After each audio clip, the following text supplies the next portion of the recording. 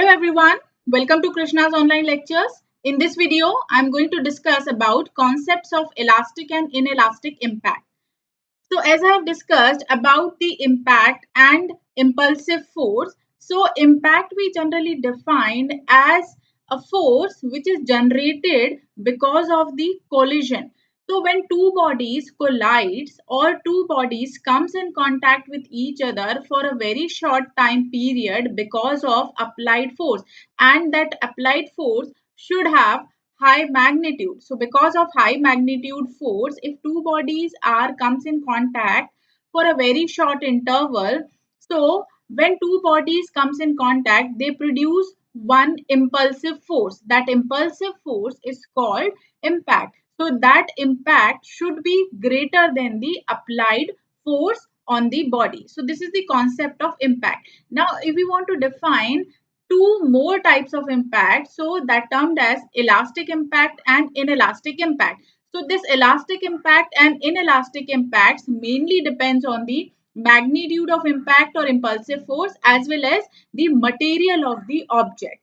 So if we want to define elastic impact, so after collision we can define the this particular elastic impact. So when we consider any body which is falling on the ground, and if the body is able to rebound after collision, or if the body is able to rebound after impact, so that particular impact we can say as elastic impact.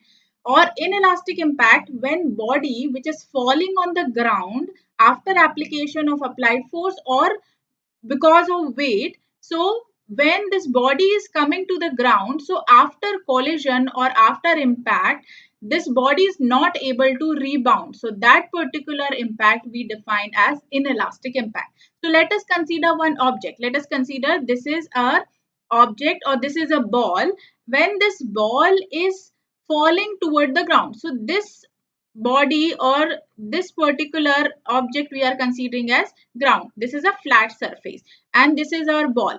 So when this ball will fall on the ground, so this arrow is representing the direction of motion of the ball. So when this ball comes in contact with this particular surface, so after that, so this ball is colliding with this flat surface or ground. So at this particular point, we will consider collision. And when this first body is coming in contact with the ground, so during contact, what will happen? There is impulsive force produced. And because of this impulsive force, the direction of motion of the body will change. So this body will try to move in opposite direction. So this opposite motion we can define as rebound. So this rebound is defining the property which is called elasticity. So if anybody which is able to regain its original position and it is able to regain its original shape, this property define the elasticity. So when this particular body is come in contact with the ground, so because of the collision or because of the impulsive force, it will try to move in opposite direction. So this opposite direction motion we can define as rebound. When this body will not going to rebound, or this body will come in contact with the ground and it will be in rest condition only, so this particular ball is not going to rebound. So when this ball is going to rebound, that impact is called elastic impact. When this ball is not going to rebound, or if this ball is not changing its direction, it will come in rest when it comes in contact with the ground. So that impact we can define as elastic impact. So here, if we are considering two balls, so this is the example of one ball, and this is about rebound and non-rebound and elastic and inelastic impact. Now let us consider two balls. So here we have second ball. Now first condition I am considering, these balls are made of same material. So what will happen? This ball will fall toward the ground and this ball is also falling toward the ground. This arrow is representing direction of motion.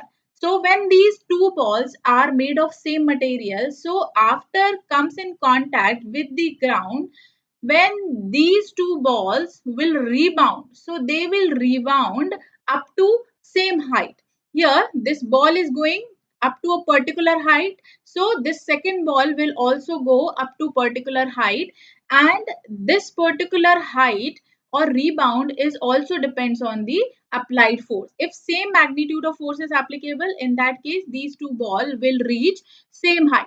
But second condition, if we are considering when these two balls are made of different material, so in that case, according to properties of material and according to applied force, these ball will rebound up to different height. So let us consider this is the height of first ball which is going to rebound. So as per the material property, this particular height will not be same. This particular height can be less or this height can be more. So these two balls which are made of different material will reach different height. So this is another concept of rebound, and according to rebound height we can define the elastic impact of different material or different bodies. Now let's see how any body is going to rebound or how this elastic impact happen. So in elastic impact, body will rebound. And if we talk about inelastic impact, so body will not rebound. So here body will be in stable condition when it comes in contact with the other body. So here I am going to show you about the elastic impact. So here during elastic collision or during elastic impact, what is happening? Let us consider one body which is made of some material. So material define the actual property of this object or body. And second body we are considering as the ground, which is fixed. So if this ball is placed at one particular height and this ball is falling toward the ground. So two conditions can happen. This ball can fall toward the ground because of some externally applied force, or second condition, this ball can fall toward the ground because of this weight. So let us consider because of the weight, this body is going to move or fall toward the ground. So what will happen when this body is moving? So this is the direction of motion. So as per the direction of motion, when this body reach the ground, so at that point, both the bodies will be in contact. So at this point, we can define point of contact, as well as we can define the line of impact. So for line of impact, we need mass centers. So first we need to define the mass centers, and mass centers we generally define according to mass, according to area, and according to volume. So this body is a three-dimensional body.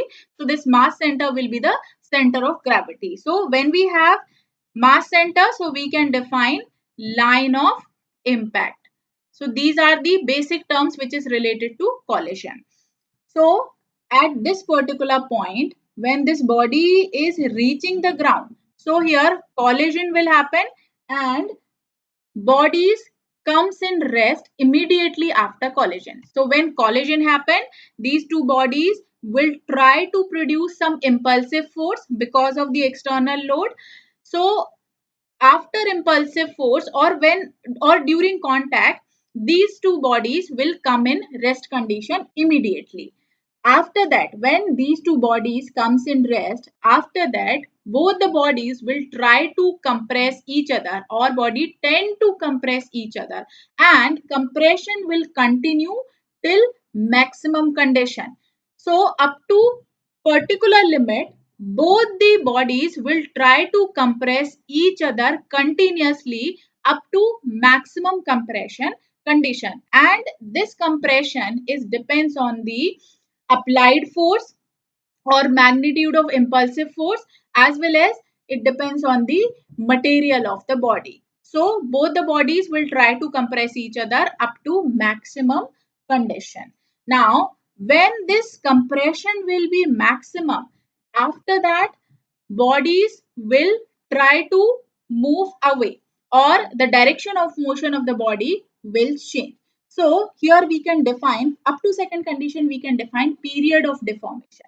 So time between the instant of initial contact and the maximum deformation or maximum compression, we can define as the period of deformation. And this period of deformation will be at this particular condition only. At this particular condition, we are considering rest condition, as well as after rest condition, it will compress each other. Both the bodies will compress each other, and after compression, these two bodies will reach up to maximum compression limit, and after maximum compression limit, this body will try to move in opposite direction. So up to maximum compression limit, that time period we can define as period of deformation. Now after compression, when compression reach maximum limit, so body tends to regain its original position as well as shape because of the elasticity. So here actual elastic impact we can define, because body is trying to regain its original position because of the rebound. After maximum compression, the body will try to rebound, it will try to move in opposite direction, and it will try to reach its original position. But it's not necessary that body should reach the actual condition. After some time, body will reach different height if we are not applying any other external force. So this limit of rebound will change, or height of rebound will change, and if we are not applying any external force, so after some time body will comes in rest condition. So for this particular elastic body also we can define inelastic impact. Now if the body is made of rubber material, so we will consider rebound. But if the body is made of metal, in that case this metal is heavier than the rubber, so in that case for metal body we can define inelastic impact.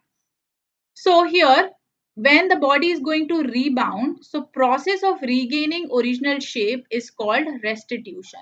So this restitution we can define according to material of the object or according to material of the body. So process of regaining original shape is called restitution, and this restitution period or process we cannot define for inelastic impact. And we can also define period of restitution. So time period between the maximum deformation to the instant of body regain original shape. This is called period of restitution. So period of restitution we will consider for this particular limit, because from here body is trying to regain after maximum condition of compression, and it will reach the original position. So this particular time period is defined as period of restitution, and this ability to form or to get original shape and this height is called restitution. So this is the process of elastic collision or elastic impact. First body comes in rest condition. After collision, then both the bodies will try to compress each other up to maximum compression, and after maximum compression the body will try to regain its original position. So this is how the elastic collision happen. And in elastic collision, the body will comes in contact with the another body and it will be in rest condition. It will not rebound. So this is the difference between elastic and inelastic collision. Thank you so much for watching this video. You can rate, review and share this lesson with your friends and your known people. And if you want to watch more lessons related to mechanical engineering, please subscribe the channel.